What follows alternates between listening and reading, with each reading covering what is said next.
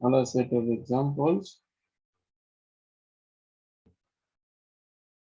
We are continuing with example 2. And so for x,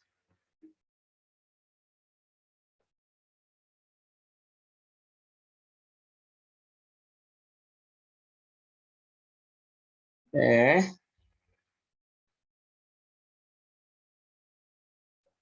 8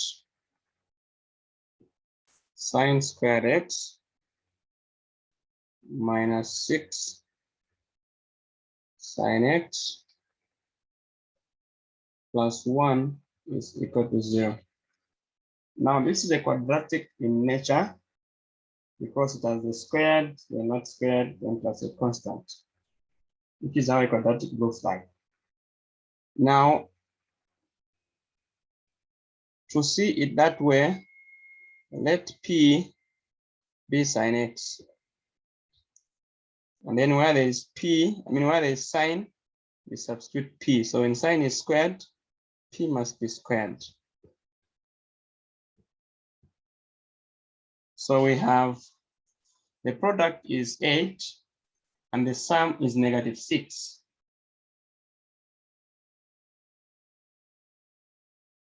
So what does that mean? It means that the factors are -4 and -2 is equal to 0. Factor out 4p, we'll have 2p minus 1, and factor out 1, we'll have 2p minus 1 is equal to 0. So 4p minus 1 and 2p minus 1 is equal to 0. So p is equal to 1 over 4, or p is equal to 1 over 2.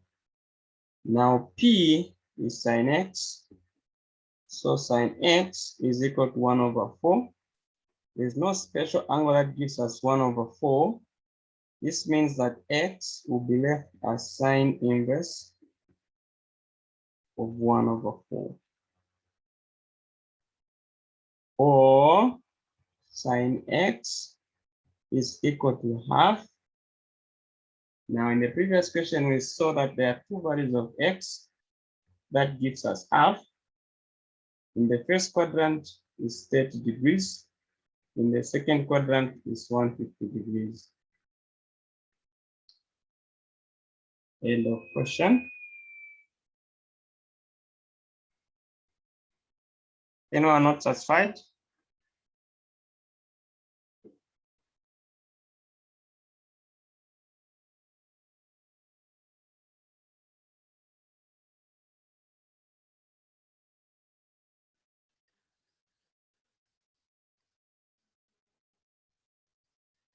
Sir, Hello. sine x you put p or what? Hello?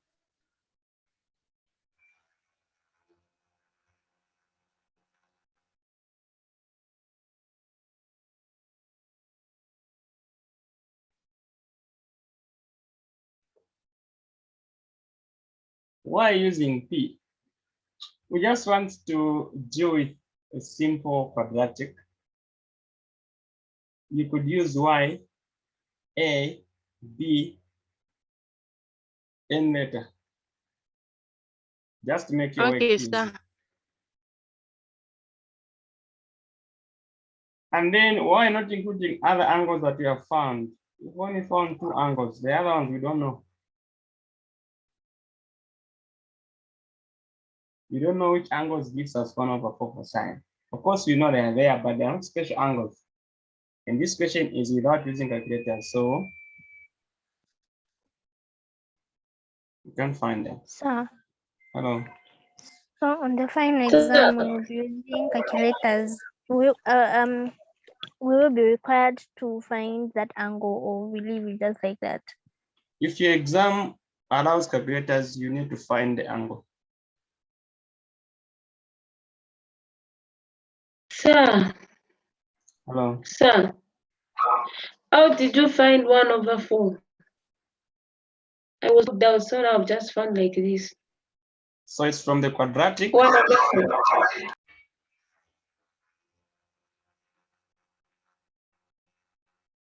So we're saying 4p minus 1 is 0, or 2p minus 1 is 0. This means that from here, p is equal to 1/4, and from here, p is equal to 1/2. But we assumed p to be sine.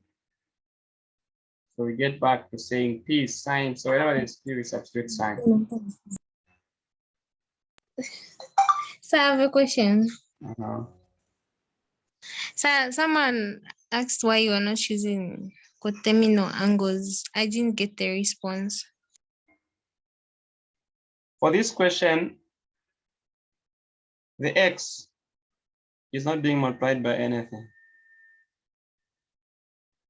So if you get a coterminal angle, it will remain as it is.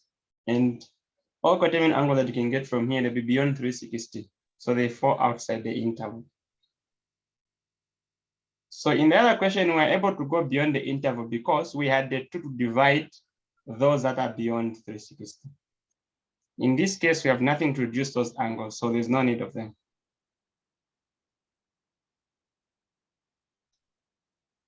Okay, thank you. Another one. Sine squared x plus 3 cos squared x is equal to 2.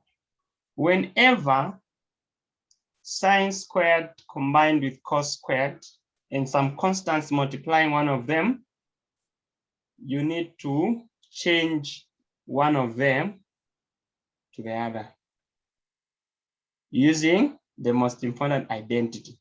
So in this case, we can decide to change sine to cos 1 minus cos squared x. This is the same as sine. Plus 3 cos squared x is equal to 2. So this one can be taken the other side.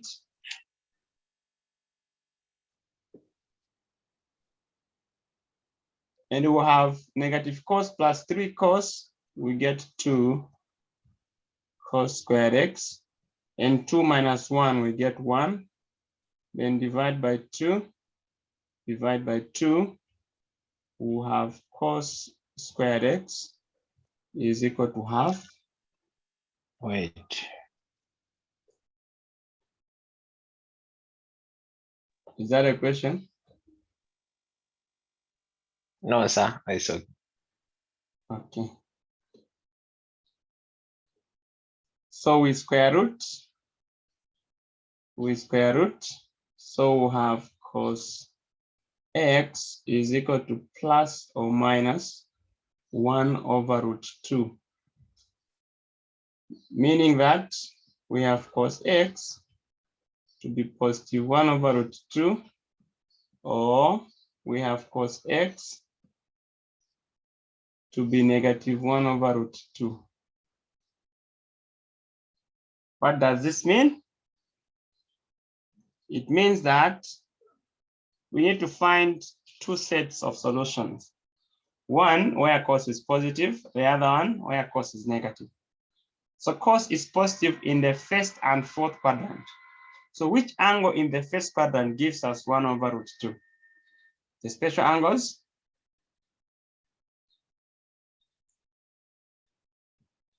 $45. So what is 45 in the fourth quadrant? 315. For the negative, what is 45 in the second quadrant?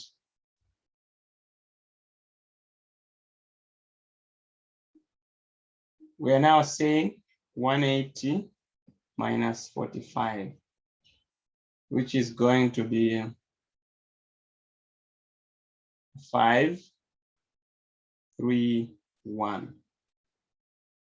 And in the third quadrant, where cos is negative, we'll say 180 plus 45, giving us 225 degrees.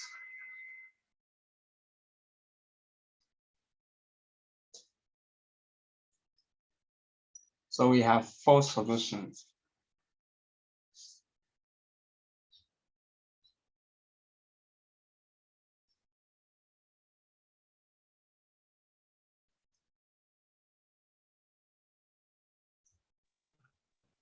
Sir, Hello. I remember a situation where you subtract the number to find from 180 in the third quadrant. In there? In the third quadrant. Is there a situation where you have to subtract a number from 180?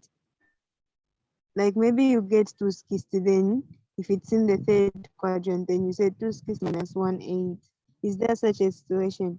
In the third quadrant, yes, we say x minus 180. Oh, yes. Yes, so now this time we're adding. Because what we are looking for is x, and what we have is theta.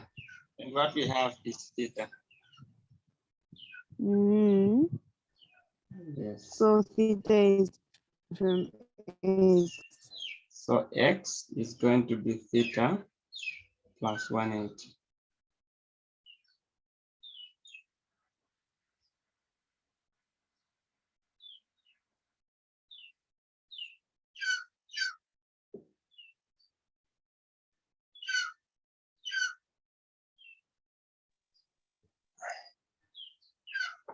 So, So, hello.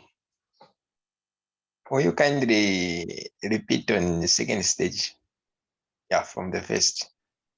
Third stage from the first.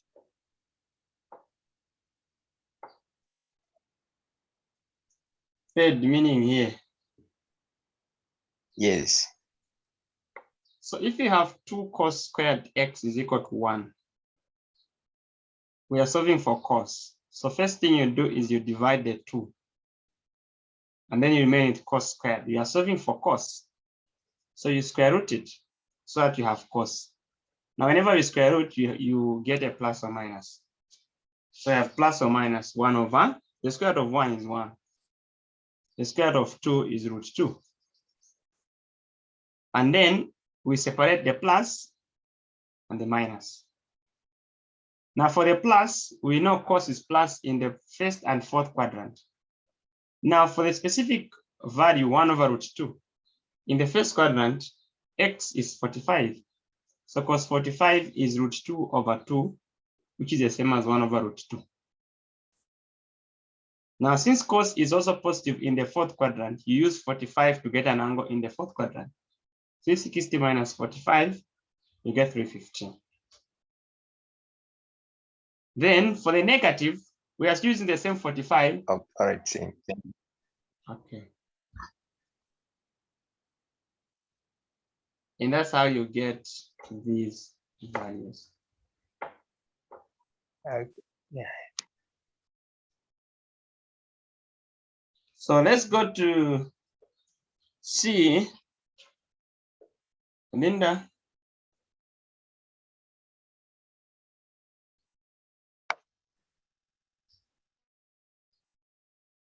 So I've got a question. Okay. For that now finding for the third quadrant 45. What if you said 270 minus 45? Is it okay? It's not okay. Huh? It's not okay. We only use the angles But that are you find it. attached to the x-axis. We find it by coincidence. All right, sir. Thank you.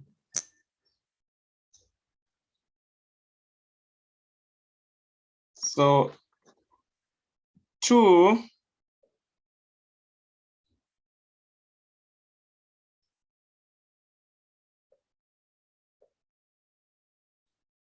find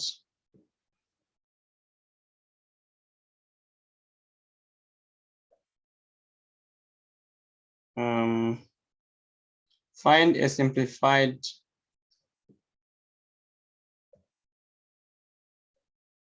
expression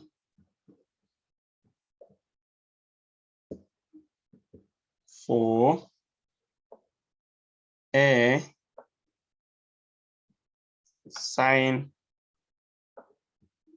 of cos inverse x over 5. So when you have such questions, the first thing you do is to assume that the inside is just some letter. So let's assume A to be cos inverse But of so x over what if you have what? x. You what? Hello? What have you said that we have what you assume that you are saying that when you have that two something, you assume that one is a lead. No, I didn't get the statement. So when you have this type of a question, you assume the inside to be any letter of your choice. Oh, okay. So you're saying A is equal to cos inverse of x over 5. This means that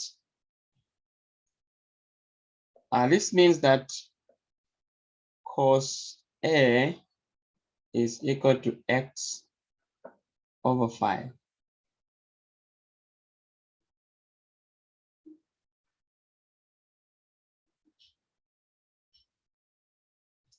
So if we got some triangle, since there's no quadrant mentioned, if we form a triangle,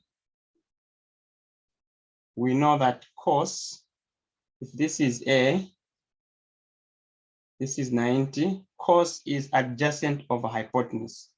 So this will be adjacent over hypotenuse.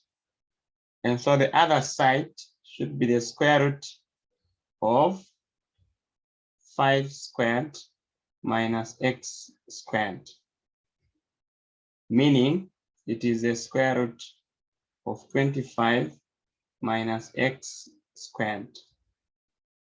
So we are saying sine A is equal to opposite over hypotenuse, so it will be the root of 25 minus x squared over 5.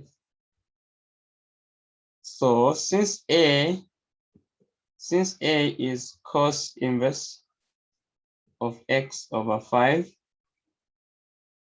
this is going to be root of 25 minus x squared over 5.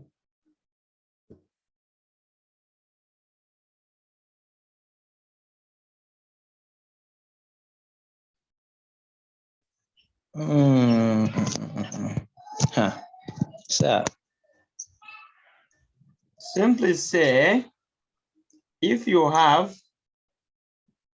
cos sine inverse of 3 over 5. Sir, can you Hello? please re-explain the first one before we move on? Okay, I want to explain now using numbers so that you won't be confused. So you let A to be the inside, sine inverse of 3 over 5. But we know that when there is an inverse, it means that initially it was sine A is equal to 3 over 5. Now, sine, if you have a triangle, sine is opposite. So this is A. Sine is opposite over hypotenuse. So what side is the adjacent? So say 5 squared minus 3 squared, and then we square root from the right angled, the Pythagoras theorem.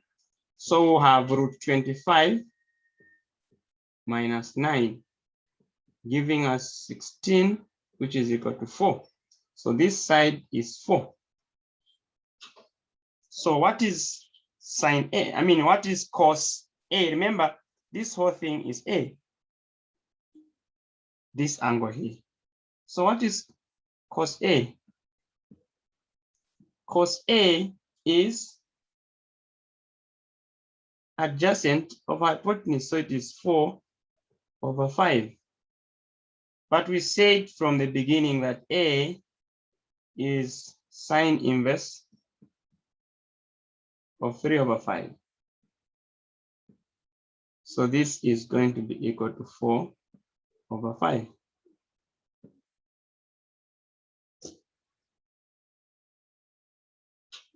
That's the meaning of A.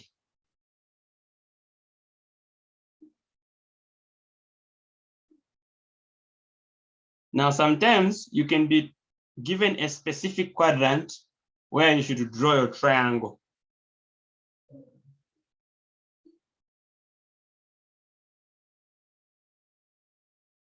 Because we know that sine, in this case, sine is positive in the first and second quadrant.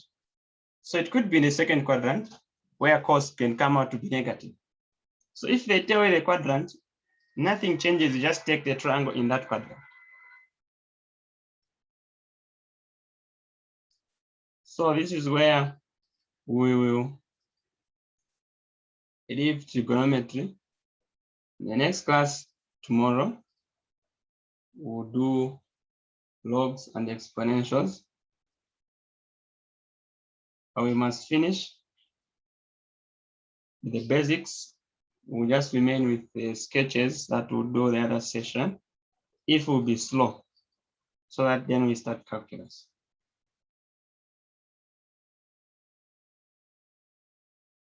End of class.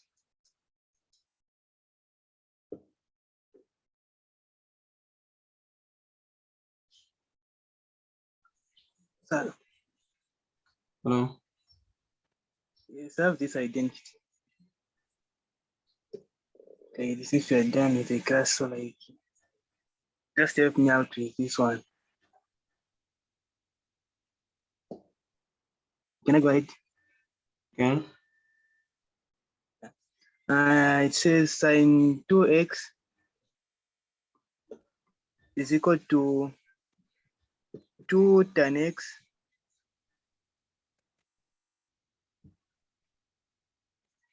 over 1 plus tan 2x.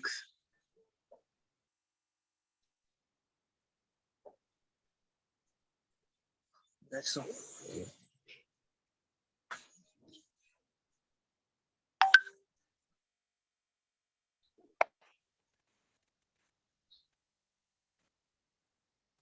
Okay, so this identity had it has an error on the right, so it cannot come out. Okay. All right. Yes. All right. How did you tell? I tried it several times. Oh, okay. Mm.